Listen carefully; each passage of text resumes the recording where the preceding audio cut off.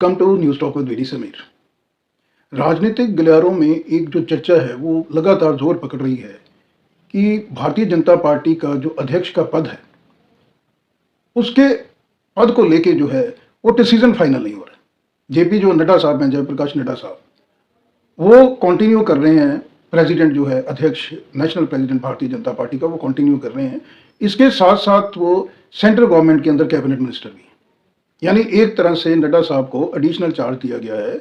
एक बहुत important post जो भारतीय जनता पार्टी संगठन की टॉप की पोस्ट है, अध्यक्ष प्रेसिडेंट की, और फैसला नहीं हो पा रहा है। लगातार जो डिसीजन है वो डिले हो रहा है, जिसका सबसे बड़ा कारण ये है कि अध्यक्ष पद की दौड़ में 5-6 लोगों के नाम शामिल हैं और जो भारतीय जनता पार्टी का जो टॉप लीडरशिप ब्रास है उनके बीच और आरएसएस, राष्ट्रीय स्वयं सेवक संघ के बीच जो है वो एक पर्टिकुलर कैंडिडेट को लेके जो है वो कंसेंसस नहीं बन रहा है, आम सहमति नहीं बन रही है, जिसकी वजह से ये जो प्रोसेस है लगातार जो फाइनल किसका वो किया जाए प्रेसिडेंट की पोस्ट के लिए भारतीय जनता पार्टी की, वो डिले हो रहा है। पिछले सप्ताह प्रधानमंत्री साहब ने आरएसएस जो नागपुर में मुख्यालय उसका टूर भी करा था और माना जा रहा है कि उस दौरान भी ये प्रेसिडेंट को लेके नाम को फाइनल को लेके चर्चा हुई थी। प्रेसिडेंट की दौड़ में जो कुछ नाम है वो मैं आपको बताना चाहूँगा। सबसे पहला नाम है शिवराज सिंह चौहान। अगर हम नीचे से शुरू करते हैं तो 5वें पायदान पे शिवराज सिंह चौहान का नाम है। मैंने अपने पहले एपिसोड में ये आपको डिटेल में बताया था कि शिवराज जो हैं, जो मामा के नाम से चर्चित हैं मध्य प्रदेश के अंदर, और लगातार उन्होंने भारतीय जनता पार्टी को जिताया मध्य प्रदेश के अंदर, लेकिन पिछले विधानसभा चुनाव में उनको चीफ मिनिस्टर नहीं बनाया गया और सेंटर के अंदर उनको कैबिनेट जो मोदी की है उनके अंदर वो मिनिस्टर है। जो प्लस जाता है शिवराज सिंह चौहान के फेवर में वो है उनको संगठन की और एडमिनिस्ट्रेशन की अच्छी खासी जो समझ और जानकारी है। ट्रैक रिकॉर्ड बहुत अच्छा है, आरएसएस के साथ उनके संबंध बहुत बढ़िया है, लेकिन कहीं ना कहीं उनको पैरेलल देखा जाता है। प्रधानमंत्री मोदी की जो जर्नी है और शिवराज चौहान की जर्नी है वो एक जैसी ही है। मोदी साहब गुजरात में सीएम हुआ करते थे और शिवराज सिंह हुआ करते थे मध्य प्रदेश के अंदर, तो बहुत बार उन दोनों की कार्यशैली को लेकर कंपैरिजन भी हुआ और कहीं ना कहीं जो बीजेपी की आला जो कमान है उसको ये लगता है कि कहीं दो पावर सेंटर ना बन जाए, एक प्रधानमंत्री के पास और दूसरा कहीं बीजेपी के जो नेशनल प्रेसिडेंट है। तो इसको लेके जो शिवराज सिंह चौहान हैं उनके चांसेस कम लग रहे हैं अध्यक्ष बनने के, और इसके अलावा क्योंकि वो जिम्मेवारी उनको ऑलरेडी मिली हुई है कैबिनेट मिनिस्टर की, तो उनका जो नाम है मैं समझता हूँ कि दौड़ से अभी बाहर है। दूसरा नाम जो है इसके ऊपर वो है धर्मेंद्र प्रधान का। धर्मेंद्र प्रधान को ऑर्गेनाइजेशन का और एडमिनिस्ट्रेशन का बहुत अच्छा खासा एक्सपीरियंस है। दोनों चीज़ें चाहिए हैं नेशनल प्रेसिडेंट के लिए। पर्दे के पीछे से काम करते हैं और भारतीय जनता पार्टी भी ये चाहती है कि जो उनका नेशनल प्रेसिडेंट हो, अध्यक्ष हो राष्ट्रीय, वो मीडिया बहुत ज़्यादा फ्रेंडली ना हो, क्योंकि बहुत से डिसीजन ऐसे होते हैं खासकर भारतीय जनता पार्टी में जो लीक आउट नहीं होने चाहिए, लास्ट मोमेंट तक मीडिया के सामने नहीं आने चाहिए, और उनको इसी तरह का इंडिविजुअल चाहता है जिस तरह का धर्मेंद्र प्रधान काम करते हैं। धर्मेंद्र प्रधान इसके अलावा प्राइम मिनिस्टर और अमित शाह के बहुत क्लोज हैं, आरएसएस के साथ उनकी एसोसिएशन बहुत बढ़िया है, तो धर्मेंद्र प्रधान का जो नाम है वो अभी लिस्ट में चल रहा है। इसके अलावा भूपेंद्र यादव, जिस तरह से कार्यशैली है धर्मेंद्र प्रधान की उसी तरह से भूपेंद्र यादव की है। पर्दे से पीछे से काम करते हैं, पॉलिटिकल स्ट्रेटजी बहुत बढ़िया तरह से बनाते हैं, अमित शाह के खासम खास हैं, और इनका नाम भी, भूपेंद्र यादव का नाम भी धर्मेंद्र प्रधान के साथ चल रहा है। इसी कैटेगरी में आते हैं महाराष्ट्र से विनोद तावड़े। लगातार पिछले साल से होम मिनिस्टर जो हैं अमित शाह, उनकी कोर टीम का मेंबर हैं, और जो भी इंपॉर्टेंट डिसीजन लेने होते हैं स्पेशली महाराष्ट्र के संबंध में, उसमें जो तावड़े हैं उनकी बहुत बड़ी भूमिका है। संगठन को समझते हैं अच्छी तरह से और ये भी दौड़ में शामिल हैं। जो सबसे इंपॉर्टेंट नाम है वो है मनोहर लाल खट्टर साहब का। चीफ मिनिस्टर है हरियाणा के अंदर 2 टर्म, लेकिन उसके बाद एंटी कंपेंसी थी हरियाणा के अंदर, तो उनको वहाँ से हटा के दिल्ली के अंदर अभी मोदी सरकार में वो कैबिनेट के अंदर मिनिस्टर हैं, और बहुत क्लोज एसोसिएशन उनकी आरएसएस के साथ है। लगभग 40 साल का एसोसिएशन उनका आरएसएस के साथ है, और प्रधानमंत्री मोदी साहब के साथ भी लगभग मैं समझता हूँ इतना पुराना एसोसिएशन है। बहुत बढ़िया अंडरस्टैंडिंग है, संगठन की बहुत अच्छी समझ है, और बतौर एक एडमिनिस्ट्रेटर उन्होंने चीफ मिनिस्टर का जो है वो रिस्पॉन्सिबिलिटी निभाई लगातार 2 टर्म हरियाणा के अंदर। तो मनोहर लाल खट्टर जो टॉस है ये माना जा रहा था बिटवीन मनोहर लाल खट्टर जी और धर्मेंद्र प्रधान, लेकिन अभी जो एक ताज़ा न्यूज़ आ रही है वो आ रही है तमिलनाडु से, जो बीजेपी प्रेसिडेंट है अन्नामलाई को लेके।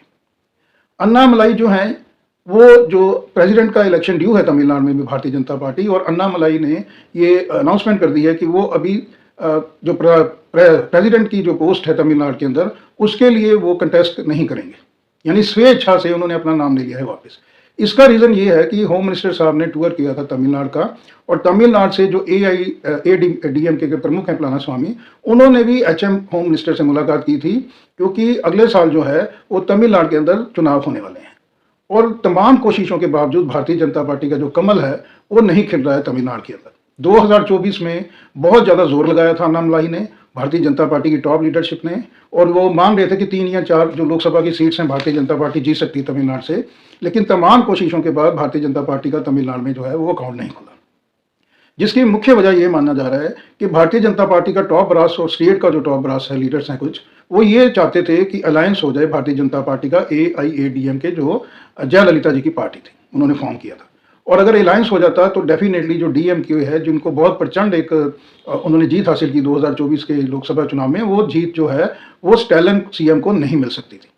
और अलायंस क्यों नहीं हुआ था? क्योंकि अन्ना स्वामी ने वहाँ पे बोला था, माफ़ कीजिए, कि अन्नामलाई ने वहाँ पे बोला था कि हमको भारतीय जनता पार्टी को अलग अपने तौर पे इंडिपेंडेंट चुनाव लड़ना चाहिए, गठबंधन नहीं करना चाहिए। और जिस तरह से पॉपुलैरिटी बढ़ रही थी अन्नामलाई की, स्पेशली यूथ में और वुमेन महिला वोटर में, और लगातार चाहे वो वहाँ पे नगर पालिका या परिषद के इलेक्शंस हैं, वहाँ पे भारतीय जनता पार्टी का परफॉर्मेंस काफ़ी बढ़िया रह रहा था। तो भारतीय जनता पार्टी ने फेर दिखाते हुए, सभी को इग्नोर करते हुए, केवल और केवल अन्नामलाई के कहने पे वो गठबंधन नहीं किया था एआईएडीएमके के साथ।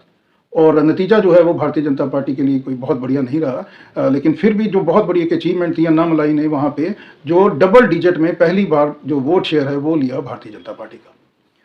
पूर्व आईपीएस रह चुके हैं, कर्नाटका काडर से हैं, नो नॉनसेंस, बहुत अप राइट जो ऑफिसर रहे हैं आईपीएस, यंग हैं, एनर्जेटिक हैं, और लार्जर देन लाइफ उनकी पिक्चर बनी थी वो कर्नाटका के अंदर बतौर आईपीएस ऑफिसर, दबंग ऑफिसर के रूप में।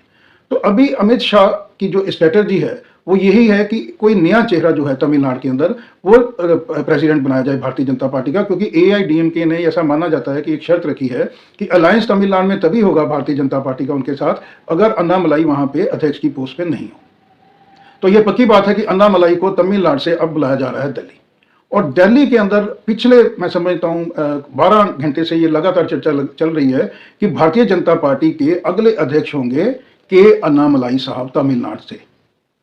और मैं समझता हूँ ये खबर जो है ये बहुत पुख्ता खबर है। रीज़न ये है कि भारतीय जनता पार्टी नॉर्थ के अंदर, सेंट्रल इंडिया के अंदर और ईस्ट वेस्ट हर जगह वो बढ़िया परफॉर्मेंस कर रही है। साउथ के अंदर भारतीय जनता पार्टी जो है, स्पेशली तमिलनाडु, केरला और आंध्रा, 3 स्टेट्स के अंदर भारतीय जनता पार्टी तमाम कोशिश के बाद कमल नहीं खिला पा रही है।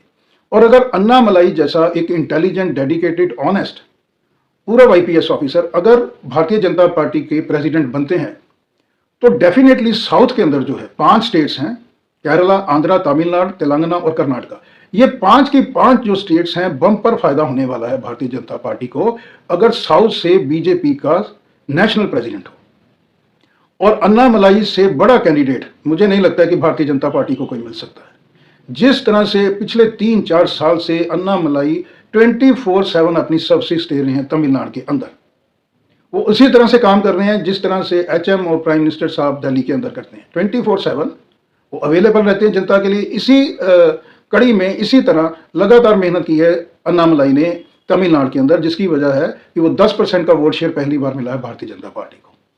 और भारतीय जनता पार्टी को बहुत बड़ा एक एसेट और एडवांटेज मिलेगा अगर साउथ से उनका जो है वो सेकंड मोस्ट पावरफुल फिगर आएगा भारतीय जनता पार्टी में, क्योंकि साउथ के अंदर लगातार ये नैरेटिव से वो फ्लो करते हैं फील्ड के अंदर, चाहे वो स्टालिन है या दूसरे उस तरह के जो लीडर हैं, कि भारतीय जनता पार्टी हिंदुत्व की और नॉर्थ इंडिया की पार्टी है और भारतीय जनता पार्टी के अंदर साउथ के लोगों का, साउथ के लीडर्स का कोई रोल नहीं है। तो इस नैरेटिव को काउंटर करने के लिए मैं समझता हूं कि भारतीय जनता पार्टी ने एक मन बना लिया है कि उनका अगला प्रेसिडेंट जो होंगे वो अन्नामलाई होंगे, और अन्नामलाई के जरिए भारतीय जनता पार्टी 20 से 25 सीटों का प्लस भी कर सकती है लोकसभा के अंदर। जो उनको लॉस होगा आने वाले चुनाव के अंदर, जो एक्सपेक्टेड है एंटी इनकम्बेंसी का होता ही है, जो 20-25 सीटों का लॉस नॉर्थ में होगा और ईस्ट में हो सकता है या सेंट्रल इंडिया में, वो अन्नामलाई के जरिए वो उनको प्राप्त हो सकता है, उसको वो जो लॉस को वो कवर कर सकते हैं।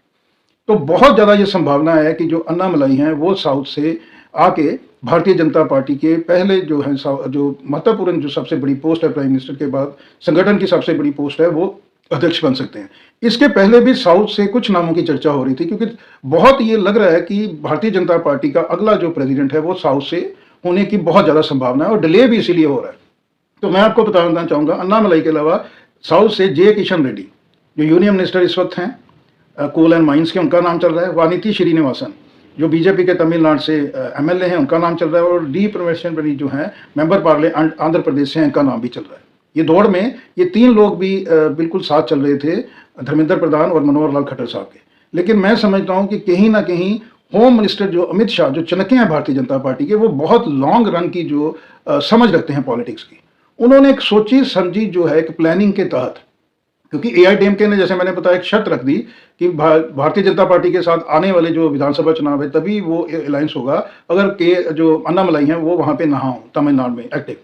और तमिलनाडु में जितना बेहतर काम किया है, बहुत क्लोज एसोसिएशन होम मिनिस्टर के साथ रही है, प्राइम मिनिस्टर के साथ रही है अन्नामलाई की, तो अन्नामलाई को इग्नोर किया ही नहीं जा सकता। ऐसा नहीं है कि उनको तमिलनाडु से निकाल दिया जाए और फिर आगे एडजस्ट नहीं किया जाए।